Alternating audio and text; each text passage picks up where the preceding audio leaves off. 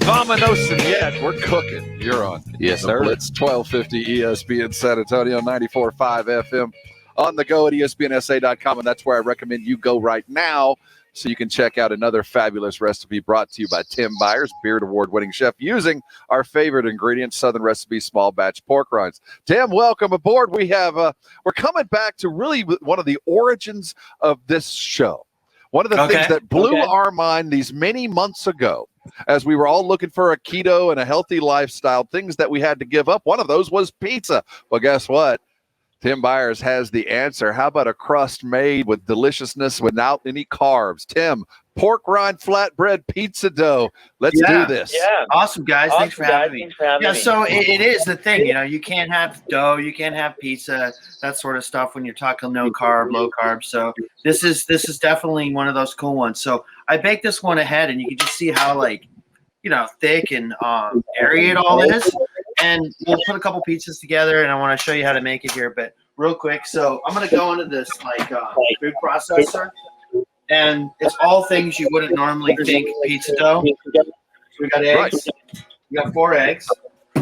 We've got our cheeses. So there's cream cheese, Parmesan, and mozzarella cheese. Go on. We're just going straight in. Maybe break this up a little bit. I've got oregano. I've got some red pepper flake and some garlic powder. And then here's together. These ingredients feel heavy. How does it turn out so light? Well, here's the deal. Wait till we mix it. You're going to be like, oh my God, that's nuts. And then we'll put it in the oven, and you'll see what's going on. So here's pork rinds. All right, crumbled pork rinds. We took a bag, smashed them, and then they're going to go straight in. So again, it's sort of brain saying this should be in one spot, but it does do it. Yeah, I know, right? A little help in the kitchen here. Well, now here's the. I have done the pizza twice, and it's amazing how easy it is when you start putting it together. And I will tell you, it tastes fantastic. My issue, and this, I'm curious, Tim. You just showed us one that you baked earlier, perfectly round and spectacular. Right. Mine wasn't quite as aesthetically pleasing as that one. It was a little bit more square. We call it rustic. Yeah, well, that's it. I mean, there was no real shape. Well, here's one coming out of the oven now that I did square, and I'll show you guys how to make it. I did not look like the pizzas we got in elementary school back in the day. That was like a perfectly squared pizza you just did. That's incredible. Okay. That's only 10. Well, I'm gonna show you. So this just looks like kind of like cheesy, mushy, non-doughy sort of stuff, right? Yeah. So we got our pizza pan. I've got it oiled. Right. We're gonna go in with our dough. So you're not rolling it out. You're taking it. No. He's not rolling it out. He's taking it right out of his food processor and just spreading it out directly onto the pan. Right, and then I'm going to show you the trick, Jason, to help you with the keep it around. Okay, wax paper. You're going to use parchment. Wax paper is kind of nice because it has that little bit of texture that keeps it from sticking. So I'm just going to go straight. So you see what I'm doing? I'm going straight down on that dough ball, and I'm just going to keep pressing it.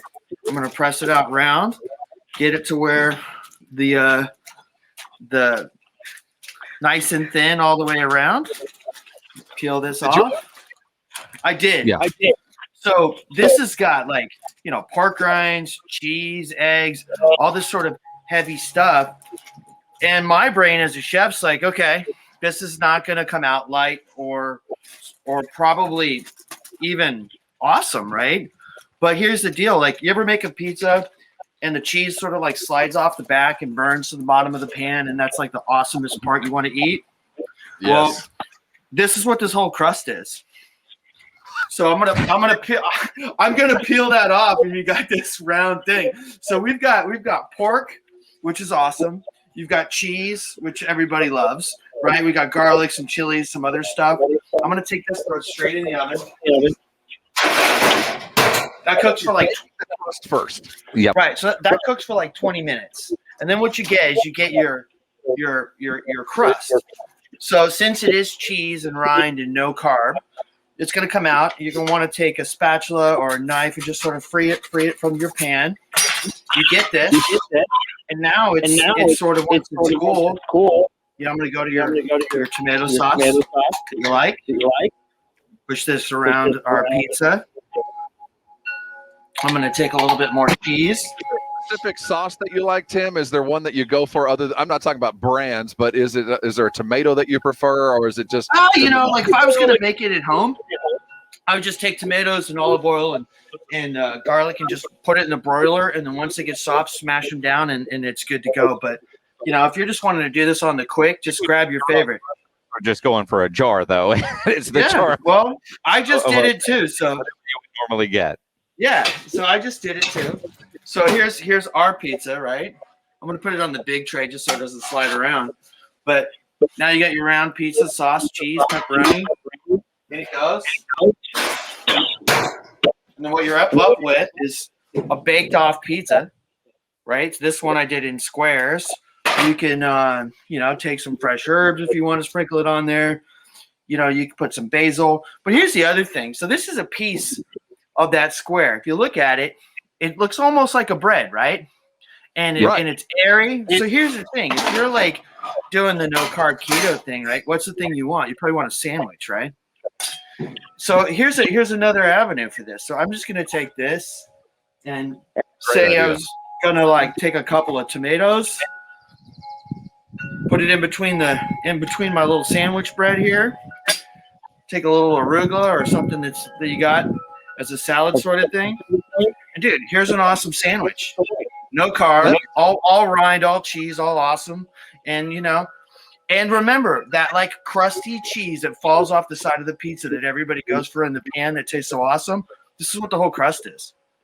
It really is, and it tastes so good. Like I said, we've done it a couple times. Mine never looked quite as pretty as what yours just did, but I know that when you cut it, make it nice and round, that extra became fantastic breadsticks, even though they're not breadsticks, but you eat them that way. You just did that and turned it into a sandwich, which is incredible. And I can tell you, trying to be more keto friendly, these pork rind crusts that Tim just made for us and talked about, 1,000 times better than some cauliflower crust that your wife might try to slip in on you one time. You can't do that. That doesn't work. You can't sneak that by. It's disgusting. This is fantastic. 1,000 times better. Yeah, and if you guys can see it, you can see the cheese sort of melting off the pizza. It looks like pizza. It smells like pizza. I mean, it's great. And it hits that thing, man. If you can't have something, you always want it, right? So it hits the crave button. I got a question. Go ahead, James. Since it's pork rinds and the crust with everything you've done, does it have a crunch to it?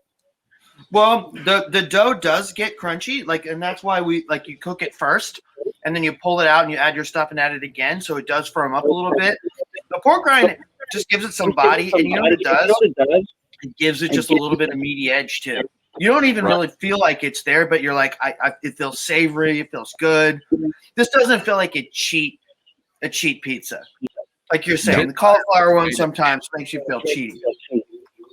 Absolutely. In his kitchen. You heard how quickly he put it all together. Easy to make. The recipe's easy to find. PorkRindRecipes.com. You need your Southern Recipe small batch pork rinds. We recommend the sea salt and cracked black pepper, but you can use whichever one you want and put that pizza together. It looked fantastic. Once again, go get your Southern Recipe small batch down at HEB. They're waiting on you to put together a good pizza. And on top of that, the recipe is from a Beard Award-winning chef, one of the best in all of our great state of Texas and the country, Tim Byers. Tim, man, I want to compliment you on your apron. That is world class.